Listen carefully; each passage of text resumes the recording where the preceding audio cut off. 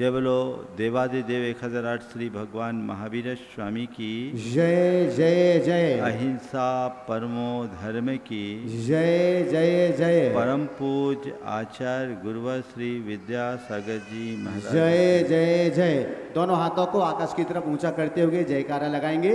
जय बोलो गुणायतन प्रणेता शंका समाधान प्रवर्तक भावना योगजनक पूज्य मुनिवर श्री प्रमाण सागर जी महाराज की, पूज्य मुनिवर श्री संधान सागर जी महाराज की, समस्त मुनि संघ की, वीतरागी प्रभु श्री राम की।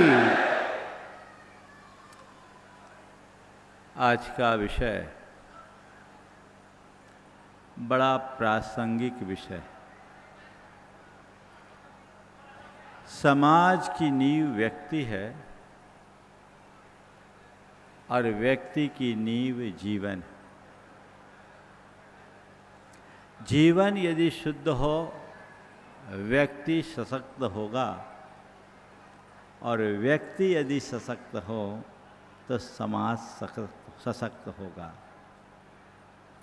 इसलिए यदि हमें शक्तिशाली जीवन समाज को तैयार करना है तो उसकी सबसे पहली कड़ी जीवन को प्रमुखता देने की होगी। शुद्ध जीवन ही शक्तिशाली समाज का आधार है। जब तक हमारे जीवन में शुद्धि घटित न हो तब तक हम न तो खुद शक्तिमान बन सकते हैं और न ही समाज को सशक्त बनाया जा सकता है। जब बात शुद्धि की होती है तो हम लोग प्रायः बाहरी शुद्धि पर अपना ध्यान रखते हैं। शुद्धि का संबंध समग्र जीवन से है और उसके लिए अगर देखा जाए तो हमें 4 स्तर पर शुद्धि अपनाने की आवश्यकता है। हमारा शरीर शुद्ध हो,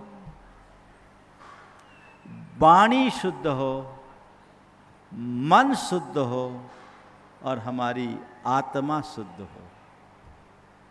शुद्ध जीवन के लिए जीवन के चारों पायदानों का, चारों स्तंभों का शुद्ध होना जरूरी है। शरीर की शुद्धि से बात शुरुआत करें हम।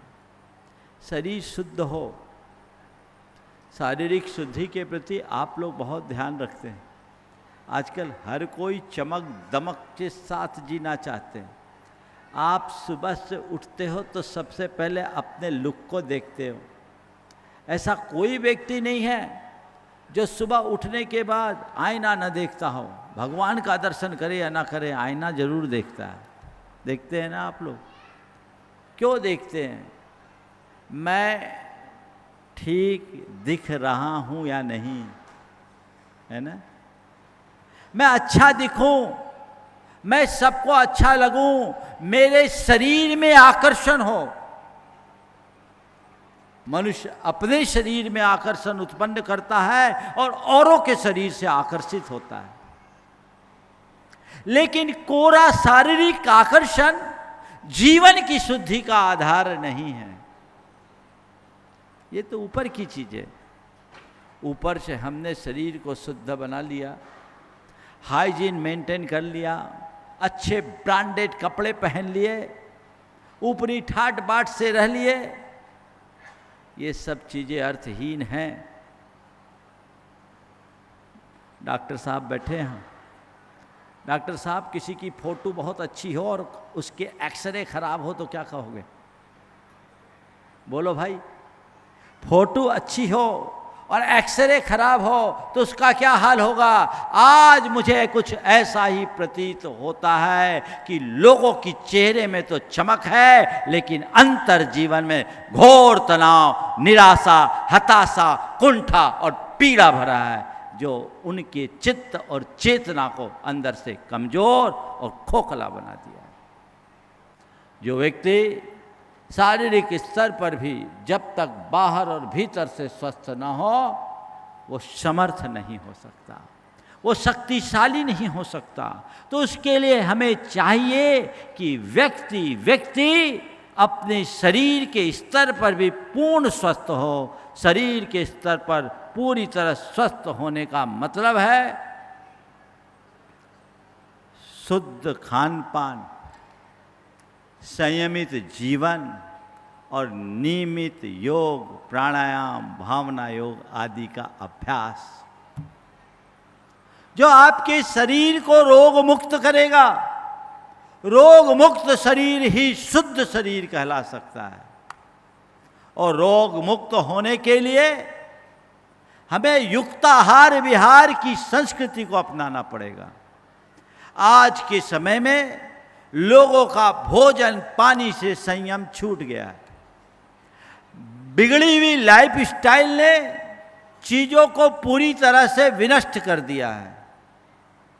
नतीजा है हम आज अशुद्ध जीवन जी रहे हैं और अशुद्ध जीवन के इस प्रभाव से हमारे अंदर की आभा, तेज और कांति दिनों दिन फीकी पड़ रही है। शरीर के स्तर पर हमारा जीवन शुद्ध होना चाहिए। दूसरा है वाणी के स्तर पर शुद्ध है। वाणी की शुद्धि, हम सब बड़े भाग्यशाली है कि हमारे पास आज वाक शक्ति है, बोलने की क्षमता है। और आज तो लोग बड़े बाकपट्टू भी हैं। बोलने की योग्यता हर किसी के पास नहीं होती। बोले और बोलने का कौशल भी हर किसी के पास नहीं होता। लेकिन वही बोले, उतना ही बोले जो हितकर हो। अगर मुझसे पूछो कि वाणी की शुद्धि क्या है तो इतना ही बोलूँगा, सही बोलो, सुंदर बोलो तो वाणी की शुद्धि हो जाएगी।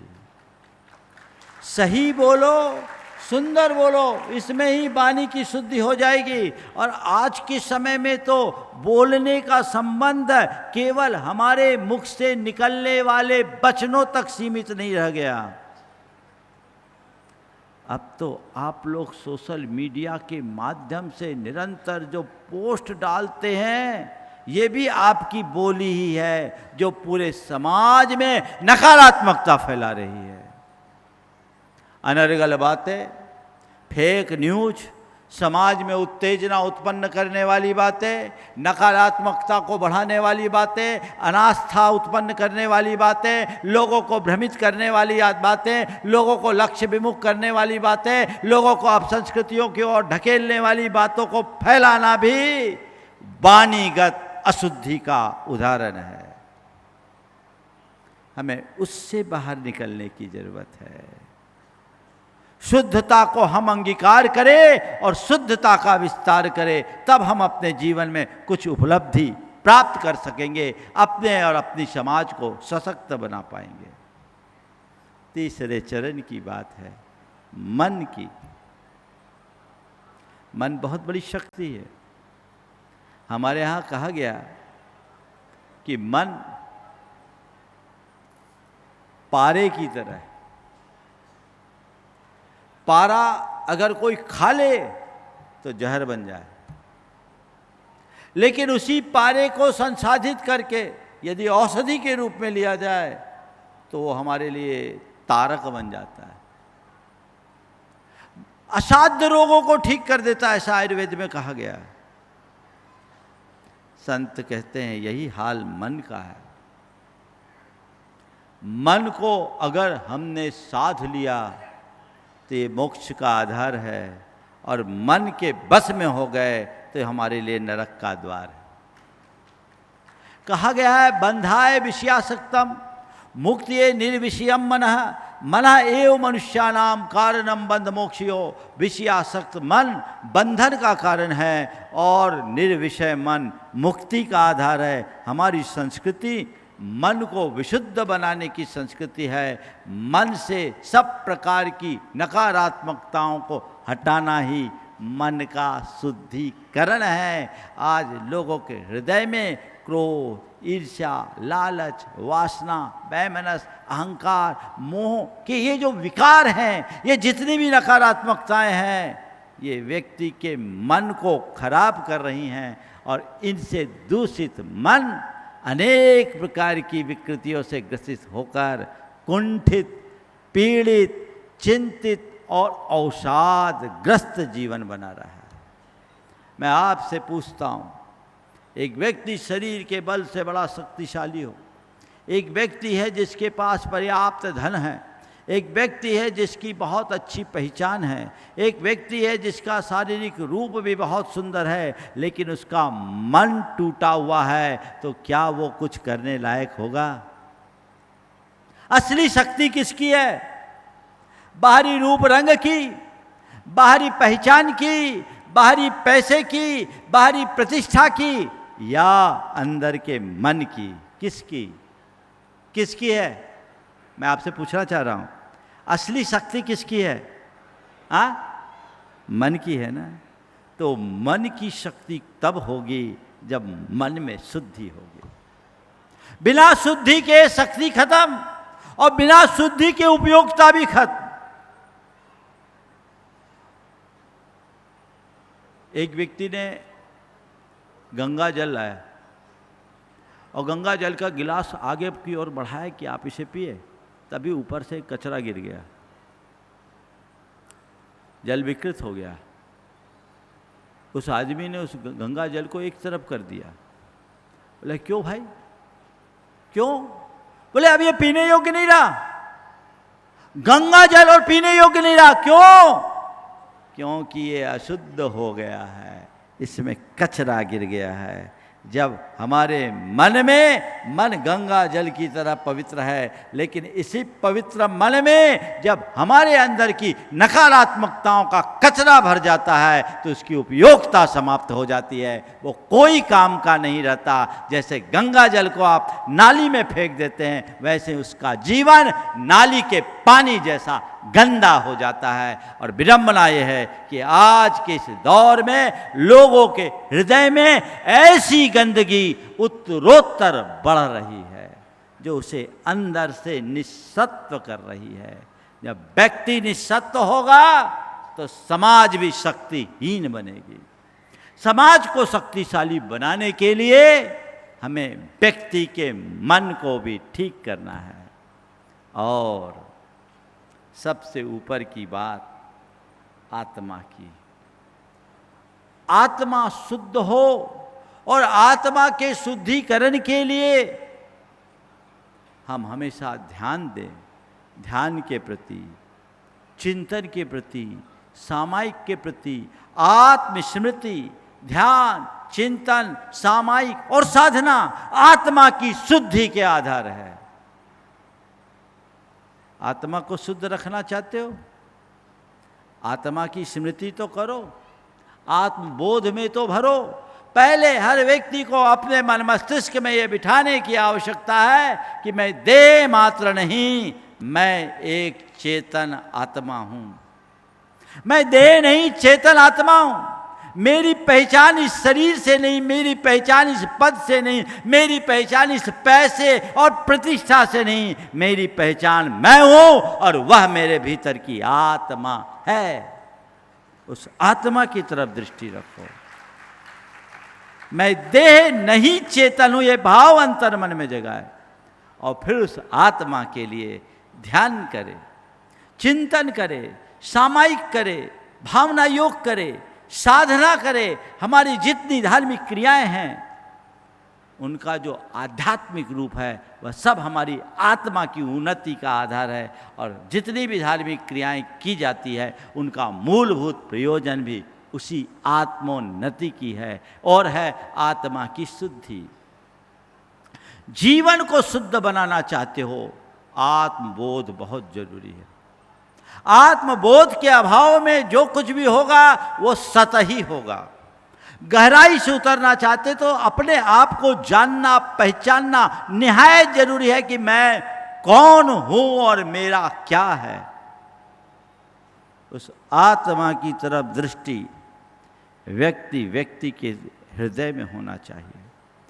अगर जीवन शुद्ध होगा तो व्यक्ति का चरित्र मजबूत होगा, चरित्र मजबूत होगा तो उसका विश्वास दृढ़ होगा और विश्वास दृढ़ होगा तो एकता जागेगी, और जब एकता होगी तभी शक्ति प्रकट होगी।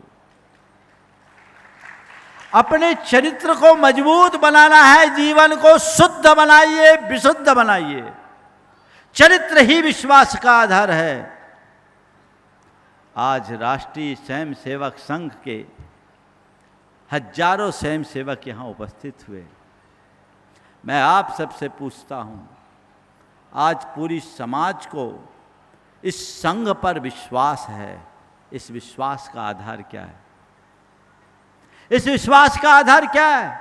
इस विश्वास का आधार किसी का नाम नहीं, किसी का पद नहीं, इस विश्वास का आधार संघ का चरित्र है। और जब तक चरित्र है तब तक सब कुछ सुरक्षित। मैंने 2 प्रसंगों को बहुत गहराई से समझा और मुझे बहुत प्रभावित भी किया। जब केदारनाथ में एक प्रकार का प्रलय जैसा हुआ, लोग गए, सारे देश के लोग गए, लेकिन लोगों का सर्वाधिक विश्वास राष्ट्रीय स्वयंसेवक संघ के कार्यकर्ताओं के ऊपर रहा। ये क्यों? संघ ने ये पहचान बनाई है, और ये पहचान तभी तक सुरक्षित है जब हम लोभ, लालच, ईर्ष्या, वैमनस्य, मात्सर्य की दुर्बलताओं से मुक्त करके अपने जीवन को शुद्ध और विशुद्ध बनाएंगे। चरित्र उज्जवल होगा, चरित्र शुद्ध होगा, हमारा जीवन शुद्ध होगा। चरित्र से विश्वास है, विश्वास से एकता है, और एकता में ही शक्ति है। आप लोग बोलते हैं संघ ही, क्या बोलते हैं आप? संघ ही शक्ति है। क्या बोलते? यही बोलते हैं ना, संघ ही शक्ति है। तो संघ ही शक्ति है, ये कैसे होगा? संघ की शक्ति को उद्घाटित करने के लिए एकता चाहिए, एकता के लिए विश्वास चाहिए, और विश्वास के लिए चरित्र की उज्ज्वलता चाहिए, शुद्धि चाहिए। तो हमें आज हर समाज में उस शुद्धता के अभियान को जगाने की जरूरत है।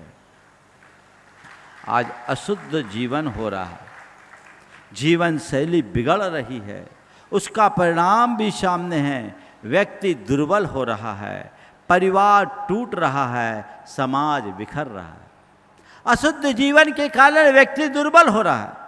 आज हम देख रहे हैं हमारी समाज नशा की शिकार हो रही है, विभिन्न प्रकार की बुराइयों की शिकार हो रही है, और हमारा युवा डिजिटल लत में लगा हुआ है। डिजिटल एडिक्शन जो हो गई है, वो व्यक्ति अपने जीवन को अनुत्पादक और अर्थहीन कार्यों में लगा रखा है, जिससे हमारे समाज के युवा की शक्ति और क्षमता छिन्न भिन्न हो रही है।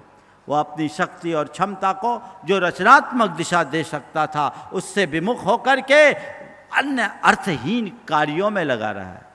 इसकी ओर जागरूकता की जरूरत है, हमें उनसे मोड़ने की जरूरत है, उसके प्रति चेतना जगाने की जरूरत है, तब आगे बढ़ पाएंगे। आज हम अपना चरित्र मजबूत बनाएं, अपने व्यक्तित्व को सुदृढ़ बनाएं, हम अपने अंदर की दुर्बलताओं को दूर करने के लिए सचेष्ट बने। और परिवार आज टूट रहा है क्योंकि परिवार का विश्वास खंडित हो रहा है। लोग एक दूसरे को अविश्वास की दृष्टि से देख रहे हैं, एक दूसरे के प्रति शक हो रहा है, और उसका ये कुपरिणाम है कि आज पति पत्नी के संबंध भी महज औपचारिक बनते जा रहे हैं। आपसी विश्वास खो रहा है क्योंकि पारदर्शिता नहीं है, शुद्धता नहीं है। आज हर कोई देख लीजिए, आप कहते हो शुद्ध जीवन की बात, पति पत्नी भी एक दूसरे को अपना मोबाइल बिना पासवर्ड के नहीं दे सकते। बोलो मैं गलत बोल रहा हूं? थोड़ा जोर से बजा दो। बात हम शुद्धि की कह रहे हैं।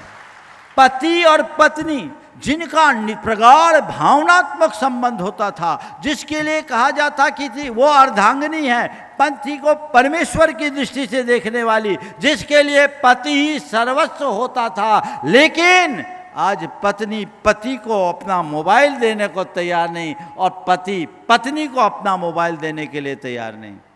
क्या हो रहा है? कहाँ है शुद्ध जीवन? किधर जा रहे हैं हम? हमारे जीवन की दिशा कहाँ है? विश्वास खंडित होगा, परिवार बिखरेगा, परिवार बिखरेगा, समाज टूटेगा, समाज टूटेगा तो हमारा देश, हमारी संस्कृति सबका ध्वंस होगा। अपने देश को, अपनी संस्कृति को, अपने धर्म को बचाने के लिए समाज को सुदृढ़ करना है और समाज को शक्तिशाली बनाने के लिए परिवार को मजबूत बनाना है और परिवार को मजबूत बनाने के लिए व्यक्ति के जीवन को शुद्ध बनाने की जरूरत है।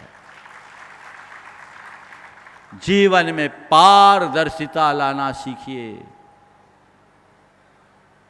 ये जो चीजें आ रही है ये केवल इस वजह से आ रही है कि व्यक्ति के हृदय में आध्यात्मिक निष्ठा का अभाव होता जा रहा है। आज की शिक्षा और आज का परिवेश व्यक्ति को वही परोस रहा है। सबसे ज़्यादा शिक्षा माध्यम और वर्तमान मीडिया जिस तरह की बातें परोस रहा है और मीडिया के साथ सोशल मीडिया में जो बातें फैलाई जा रही है, ये हमारी भाषा को बिगाड़ रही है, ये हमारी भूषा को बिगाड़ रही है, ये हमारे भोजन को बिगाड़ रही है और भाषा, भूषा, भोजन को बिगाड़ कर हमारी भावना को भी बिगाड़ रही है, सत्यानाश कर रही है। लेकिन सबसे बड़ी विडंबना तो ये है कि लोग इसे समझ नहीं पा रहे हैं। लोग इसमें ही अपनी शान समझते हैं, इसको ही अपनी पहचान समझते हैं। आखिर ऐसे काम कैसे चलेगा? हमने बहुत कुछ खो दिया, खंडित कर दिया। कहीं ऐसा ना हो कि जो बचा है वो भी समाप्त हो जाए। आज राष्ट्रीय स्वयंसेवक संघ के सभी सदस्यों से मैं इस मंच के माध्यम से कहूँगा कि आप लोग 100वां वर्ष मना रहे हैं, शायद आने वाला है कि मना रहे हैं, चल रहा है, आएगा।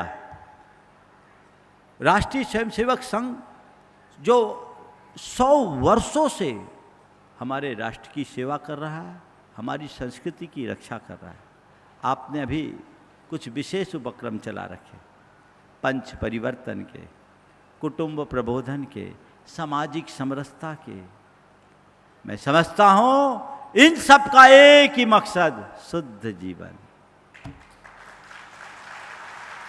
शुद्ध जीवन पंच परिवर्तन के आपके कार्य है। मैं उस पंच परिवर्तन को इस तरह से कहना चाहूँगा, व्यक्ति, परिवार, समाज, देश और संस्कृति। व्यक्ति के बाद परिवार, परिवार के बाद गांव, गांव के बाद समाज और समाज के बाद देश। हम व्यक्ति से लेकर देश तक परिवर्तन की शुरुआत कर दे। हम पंच परिवर्तन की जो परिकल्पना लेकर के चल रहे हैं सब परिवर्तित हो जाएगा। आपने पंच परिवर्तन में परिवार को, पर्यावरण को, प्रकृति को, क्या 5 टाइटल ऊपर ही है आपका पंच परिवार में परिवार, आत्मबोध, राष्ट्र, प्रकृति और समाज, इनमें परिवर्तन है। मैं कहता हूँ इन सब में परिवर्तन हो जाएगा यदि व्यक्ति का जीवन शुद्ध हो जाए। सबकी कड़ी यही है, हम बदलेंगे, जग सुधरेगा। व्यक्ति की विशुद्धि में ही समाज का उत्थान है। शुद्ध जीवन ही पंच परिवर्तन का आधार है। यदि आप कहना चाहे तो कह सकते हैं। कुटुंब प्रबोधन, बिखरते हुए परिवारों को देखकर आज करना पड़ रहा है। कैसी विडंबना है जिस भारत में वसुधैव कुटुंबकम का संदेश गूंजा, जिसने सारे संसार को एक परिवार के रूप में देखने का संदेश विश्व को दिया। आज उस देश में ही लोगों को परिवार में साथ रहने की कला सिखानी पड़ रही है। परिवार ही खत्म हो रहा है, बिखर रहा है। और अब तो विडंबना है, लोग तो अब परिवार बसाना ही नहीं चाहते, सब दूसरे तरह के अनाचारों में प्रवृत्त होना चाहते हैं। लिव इन जैसी बातों की खुली वकालत कर रहे हैं। हमारे एक संत महाराज ने क्या बोल दिया, लोगों ने बवाल खड़ा कर दिया। और लोग भी कैसे अंधे हैं कि इनकी बातों को इतना प्रमुखता दे रहे हैं। विचारने की बात है। हमारे प्रेमानंद जी महाराज ने कोई गलत तो नहीं बोला, सही तो बात बोली, लेकिन उनकी बात को भी तथाकथित आधुनिक लोगों ने इस तरीके से परोसना शुरू कर दिया। ये भारत के मान और शान के खिलाफ है, हमें इसे स्वीकार नहीं करना चाहिए। आप सब एक संकल्प ले, हम केवल भारत और भारतीयता को प्रमुखता देंगे। वही हमारी असली ताकत है, वही हमारी असली शक्ति है, वही हमारे जीवन की शुद्धि का आधार है। उसकी तरफ हमारी दृष्टि चाहिए। ऐसे थोड़े ही लोग हैं, लेकिन उनकी मुखरता इतनी है कि वो हावी दिखते हैं, और हमारा मीडिया भी उनको ज़्यादा उछालता है। अच्छी बातों को फैलाने का प्रयास करे। आज धुआं उड़ाने वाले लोग ज़्यादा सक्रिय है, सुगंध फैलाने वाले को कोई पूछता ही नहीं। मैं आप सबसे कहता हूं, इस कदर सुगंध फैलाना शुरू कर दो कि धुएं का नाम निशान ही ना बचे। बदलाव चाहिए, परिवर्तन चाहिए, और ये परिवर्तन यकायक नहीं हो सकता। ये परिवर्तन उसकी पहली इकाई से होगी, शुद्ध जीवन, शक्तिशाली समाज। हम वैयक्तिक स्तर पर परिवर्तन करने की शुरुआत करें। ये बदलाव यदि हम करेंगे तो हमारे जीवन में बहुत बड़ा परिवर्तन आएगा। हम अपने जीवन को मजबूत बना सकेंगे, आगे बढ़ा सकेंगे। ये बात सदैव ध्यान रख करके चलना चाहिए कि हमारे जीवन में सच्चाई और नैतिकता हमारे जीवन की रीढ़ है।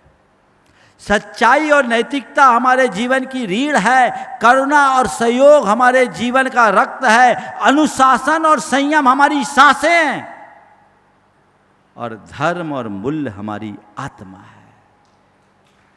मैं पुनः दोहरा रहा हूं, सच्चाई और नैतिकता जीवन की रीढ़ है। करुणा और सहयोग हमारा रक्त है। अनुशासन और संयम हमारी सांस है, और धर्म और मूल्य हमारी आत्मा है। इसे कभी भूले नहीं। सच्चाई और नैतिकता के अभाव में मनुष्य खड़ा नहीं हो सकता। झूठ के बल पर कितने दिन चलेगा? हमने तो बचपन से सुना है, असत्य के पैर नहीं होते। झूठे आदमी पर कोई विश्वास नहीं कर पाता, और झूठ का विश्वास भी तभी तक होता है जब तक वो सच का लबादा ओढ़ करके चलता है। हम अपने जीवन में सच्चाई और नैतिकता को प्रमुखता देना शुरू करें। आजकल इन बातों को लोग नज़रअंदाज करने लगे हैं, इसे गौण करने लगे हैं। परिणाम हम सबके सामने हैं। बहुत बड़ा भटकाव लोगों के अंदर आ रहा है। बिना रीढ़ का मनुष्य जैसे खड़ा नहीं हो पाता, वैसे ही सच्चाई और नैतिकता के अभाव में हमारी संस्कृति खड़ी नहीं हो सकती। बंधुओं, आज जापान को देखो। किसी शक्तिशाली राष्ट्र का आधार ये नहीं है उसके शक्तिशाली होने का कि उसकी जीडीपी कितनी है, उसके पास सैन्य शक्तियाँ कितनी हैं, उसके पास अन्य आर्थिक संसाधन कितने हैं। ये महत्वपूर्ण नहीं है। उसमें ये देखा जाता है कि वहाँ के लोगों का नैतिक बल कैसा है और उनका चरित्र कैसा है, ये देखा जाता है। आज देखिए, जापान दूसरे विश्व युद्ध में सब कुछ खो देने के बाद आज विश्व की महाशक्ति के रूप में खड़ा है।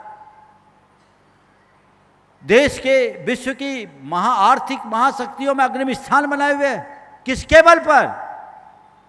वहाँ के एक एक व्यक्ति के हृदय में अपने राष्ट्र के प्रति समर्पण है। उनके जीवन में नैतिकता है, उनके जीवन में सच्चाई है। वे राष्ट्र के विरुद्ध कोई कार्य नहीं करते, इसलिए वो आगे है। अमेरिका और रूस जैसे देशों में ये व्यवस्था नहीं है जो जापान में है। उस जापान में इस सब का कारण क्या है? उनकी नैतिकता। कन्हैयालाल मिश्र प्रभाकर ने बहुत पहले एक प्रसंग लिखा। वो एक बार जापान गए। जापान गए तो क्या भाव होना चाहिए अपने राष्ट्र के प्रति, और नैतिक चरित्र सुदृढ़ होता है तो बोल कैसे होते हैं। तो वो शाकाहारी थे, उनको फल खाना था। स्टेशन पर इधर उधर देखे तो उनको कोई ढंग के फल नहीं दिखे। उनके मुख से निकल गया, यहाँ अच्छे फल नहीं मिलते, यहाँ अच्छे फल नहीं मिलते। 10 मिनट बाद एक व्यक्ति अच्छे फलों की ट्रे लेके आ गया। बोला, भाई साहब आपको फलों की ज़रूरत है, आप लीजिए। वो भारतीय भाषा जानता था। आपको फलों की जरूरत है, आप लीजिए। वो पैसे देने लगे, उसने हाथ जोड़े और पैसे लेने से इनकार किया।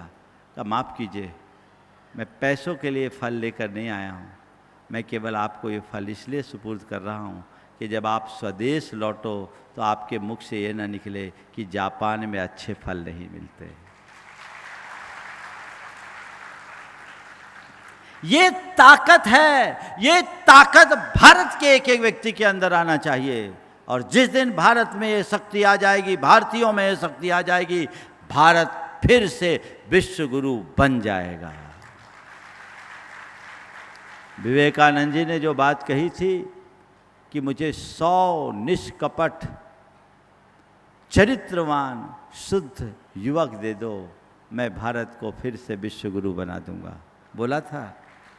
तो हमारे जीवन का चरित्र ही सबसे बड़ा आधार है, उसकी तरफ हमारा ध्यान होना चाहिए। करुणा और सहयोग की भावना होनी चाहिए। हम हर व्यक्ति के प्रति ही नहीं, प्राणी मात्र के प्रति करुणाशील बने। और ये तब संभव होगा जब हमारा हृदय संवेदनशील होगा। वसुधैव कुटुंबकम हमारी संवेदनशील मानसिकता का ही तो उदाहरण है। हम तो उस संदेश को आत्मसात करते हैं जहाँ आत्मोपौम्य की भावना होती है, जहाँ गीता में सर्वभूतात्म भाव की भावना होती है, जहाँ पर जैन धर्म के अनुसार आपा आपा आया तुला पयासु की बात होती है। सबको आत्म समान मानने की दृष्टि, सत्वेषु मैत्री की दृष्टि, सर्वभूतात्म भावना की दृष्टि, आत्मोपौम्य की दृष्टि। जैसा मैं हूँ वैसा सब है, जैसे मेरे प्राण हैं वैसे ही सबके प्राण हैं, जैसे मैं जीना चाहता हूँ वैसे ही सब जीना चाहते हैं। इसलिए हमारी ये जिम्मेदारी है, जियो और जीने दो। शुद्ध जीवन का आधार ये संवेदनशीलता ही हमें शुद्धता की ओर आगे बढ़ाएगी। हम उस तरफ अपनी दृष्टि रखें, अनुशासन और संयम को अपने जीवन की सांस बनाएं। आज उच्छृंखलता बहुत ज़्यादा हो रही, असंयम दिनों दिन बढ़ता जा रहा है। इसके प्रति हमें गंभीरता से विचार करना चाहिए और संयम को लेकर के चलने की आवश्यकता है। और सबसे महत्वपूर्ण बात, चूँकि समय हो रहा है, मुझे विराम लेना है, धर्म और मूल्यों को हम अपने जीवन की आत्मा मानें। जब कभी भी हम धर्म की बात बोलते हैं तो प्राय लोगों का ध्यान अपने पूजा पाठ और धार्मिक क्रियाओं तक सीमित हो जाता है और लोग उसे सांप्रदायिक नज़र से देखने लगते हैं। पर मैं कहता हूँ वो धर्म तो हमारी धार्मिक क्रियाओं वाला धर्म है। असली धर्म तो हमारे अंदर का कर्तव्य बोध है। हर व्यक्ति अपने कर्तव्य को अपना धर्म मान करके चले। अहिंसा, करुणा, प्रेम और परस्परता के मूल्यों को आत्मसात करके चले।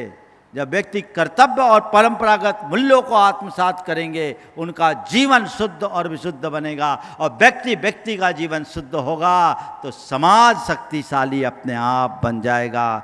जब तक शुद्धि है तभी तक शक्ति है। इसलिए मैं आज के इस कार्यक्रम में यहाँ जितने भी लोग आए, राष्ट्रीय स्वयंसेवक संघ के विभिन्न पदाधिकारी मुझसे समय समय पर मिलते रहे हैं और बार बार चर्चा आई, विचार विनिमय की बात आई। मुझसे कहा गया तो मैंने कहा भाई, मुझे आप जैन साधु भले कहते हो पर साधु किसी एक वर्ग का नहीं होता। कबीरदास तो बहुत पहले कह गए, जात न पूछो साधु की पूछ लीजिए ज्ञान, और पड़ा रहन दो मोल करो तलवार का, पड़ा रहन दो म्यान। तलवार का मूल्य करो, ठीक है, मेरी आस्था है, मेरी साधना है, मेरी उपासना है, पर हम साधु हैं, हम किसी बंधन में बंधे नहीं हैं। हमने तो वस्त्रों का बंधन भी स्वीकार नहीं किया, तो समाज का बंधन क्या होगा। हम साधुओं का संदेश प्राणी मात्र के लिए है, मनुष्य मात्र के लिए नहीं, प्राणी मात्र के लिए है। हम सर्वभूतात्म भावना के साथ जीते हैं और सर्वभूतात्म भावना को जगाने का संदेश देते हैं। हम ये संदेश को सब तरफ फैलाएं। इस पूरे के पूरे कार्यक्रम को संपन्न कराने में संदेश भाई की बड़ी भूमिका भी रही, जो इसकी मूल कड़ी रहे सबको लेकर। तो मैं यही कहूँगा, ये संदेश सब जगह फैले और लोगों में एक समरसता का वातावरण बनाए। अभी तो हमारा चातुर्मास चल रहा है, हम यहाँ लगभग 8 नवंबर तक हैं। आप सब एक ऐसा वातावरण बनाइए जो सामाजिक समरसता आपका मूल लक्ष्य है, उसकी पूर्ति करे। सब लोग मिलकर के बैठे एकत्रित होकर, और लोगों के हृदय में सच्ची बातें आए, जिससे जीवन शुद्ध बन सके, जिससे चेतना निर्मल बन सके, जिससे आत्मा पवित्र बन सके और व्यक्ति के अंदर में ऊर्जा और शक्ति उत्पन्न हो सके। ये प्रयत्न आप सबको करना चाहिए। मैं सभी को बहुत बहुत आशीर्वाद देता हूँ। राष्ट्रीय स्वयंसेवक संघ के सभी कार्यक्रमों के लिए मैं अपनी शुभकामनाएं देता हूँ कि आपके ये कार्यक्रम निर्बाध संचालित हो, सभी साधु संतों का आशीर्वाद उनको मिलता रहे। भागवत जी परम पूज्य गुरुदेव के चरणों में अनेक बार व्यक्ति से जाकर उनसे मार्गदर्शन लेते रहे। हमारे पास भी 2-1 बार उनके आने का योग बना है। बहुत अच्छा काम वो कर रहे हैं और उनके नेतृत्व में राष्ट्रीय स्वयंसेवक संघ हमारे देश और हमारी संस्कृति को आगे बढ़ाने का गुरुतर कार्य कर रहा है। हमें उनके इस कार्य की सराहना करते हुए उनका जोरदार अभिनंदन करना चाहिए और मैं उन सभी को साधुवाद देता हूँ, आशीर्वाद देता हूँ इस भाव के साथ कि वे ऐसे ही आगे बढ़ते रहे और हमारे देश, हमारी संस्कृति, हमारे धर्म और संपूर्ण समाज के कल्याण में आगे बढ़ सके। सभी को आशीर्वाद।